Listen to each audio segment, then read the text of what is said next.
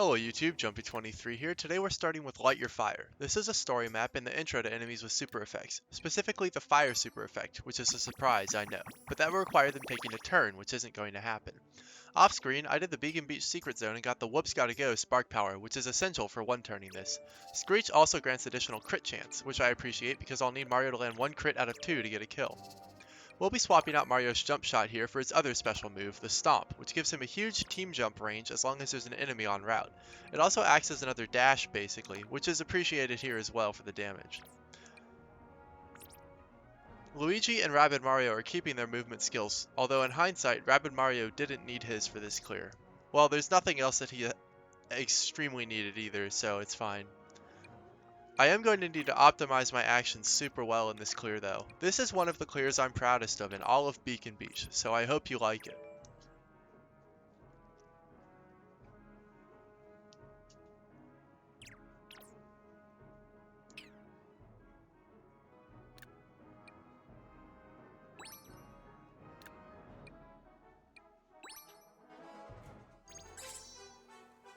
Let's go!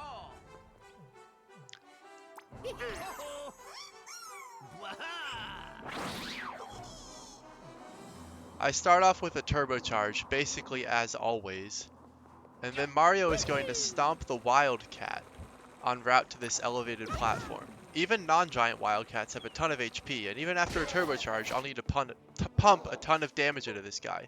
Then he dashes that stooge, which wouldn't have been necessary if Rabbid Mario had pumped damage in his skill tree, and drops down to use Whoops Gotta Go. I'm not sure exactly how this power works, but it is consistent. It makes enemies move away from the user, and if I use it from the same spot, enemies always go to the same place. I have no idea why that one stooge circumnavigates the whole damn map. His pathfinding must have broken. Regardless, where they move is good enough for us. Rabbid Mario dashes the Wildcat before I forget, which screwed up one of my earlier attempts, and then sets up a team jump for Luigi, who needs to dash this stooge into range of one of Mario's attacks. Now I set up the old Wildcat Steely Stare trick.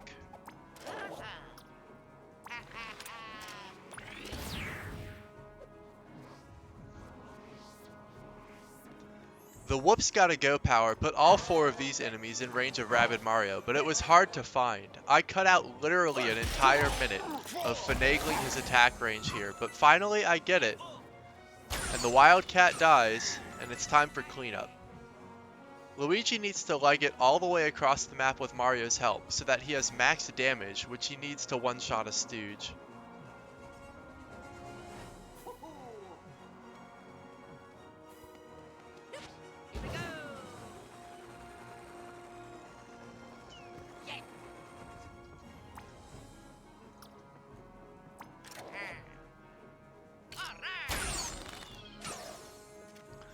With 1 out of 2 crits at a 50% chance each thanks to Screech's passive, Mario can finish off the last stooge.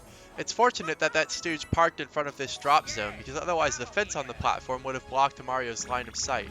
I used every single action point and movement skill that I could in that clear.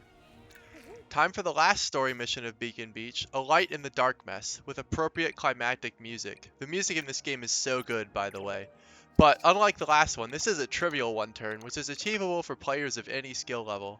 I use my favorite 3 units because I can, but honestly, almost literally any 3 will do.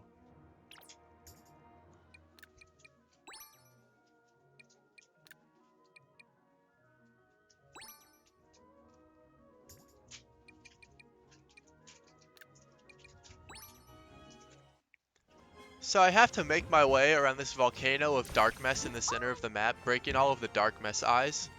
And the game tries to trick you into bringing everyone counterclockwise using elevation, but you can actually just team jump up this ledge and sequence break the map basically, although I'm sure it was intended as a skip.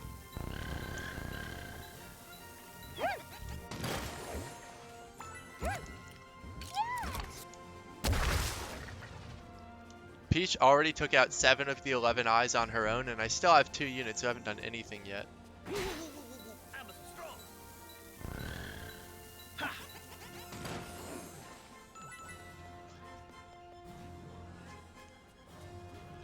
So once more here, I do a mediocre job of setting up a team jump.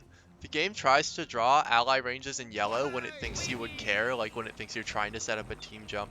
But the algorithm for deciding when to do that is pretty shoddy.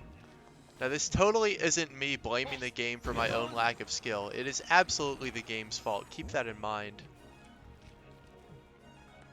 Come on.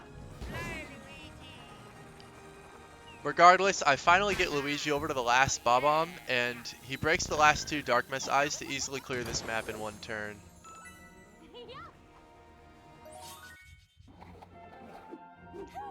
I get the last purified Darkmess energy, which means that I'm allowed to move on to the second planet now. Of course, I won't do that yet, because there are still more side quests that I can clear on this planet.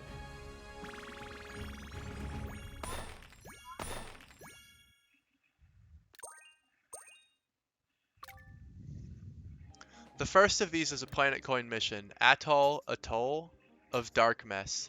It's our first randomized seas, and it's always going to be roughly C-shaped. Mostly what I'm rolling for when I randomize it is a gap short enough that Luigi can hover across it. The only flaw in his excellent mobility is his short flight timer. At only 3.75 seconds, he can't boost it at all, and it's the worst in the game. Well, tied for worst. So, don't blink or you will miss the map.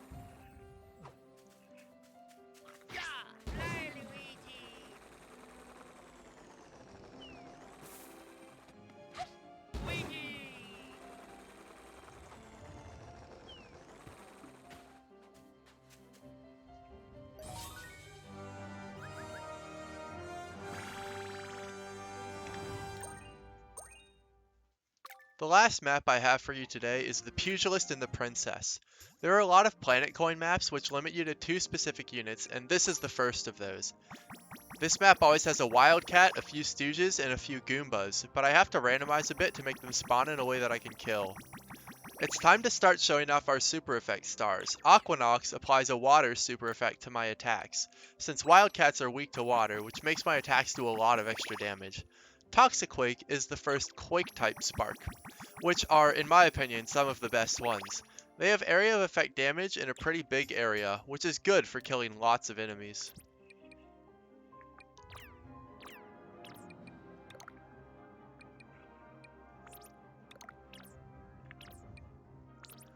This time, Rabid Mario puts more skill points into damage in order to kill the Wildcat. Even the splash boost from Aquanox isn't enough since they have so much HP. The Punch Frenzy skill adds 2 more weak hits to Rabid Mario's attack, which I think is equivalent to about a 40% damage increase.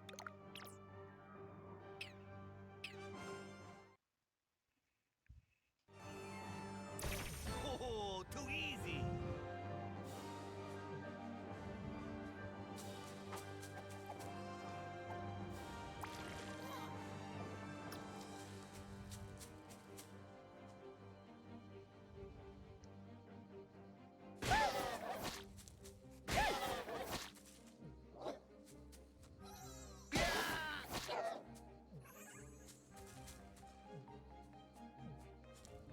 Now you fly. So after repositioning a bit, you can see how useful Toxiquake is. It kills all of the Goombas on the map, and doesn't even use up Peach's attack. It also applies the Poison super effect, which causes damage over time at the start of enemy phase, so if any enemies lived with just a sliver of HP, that could finish them off, but that's not going to happen in this clear.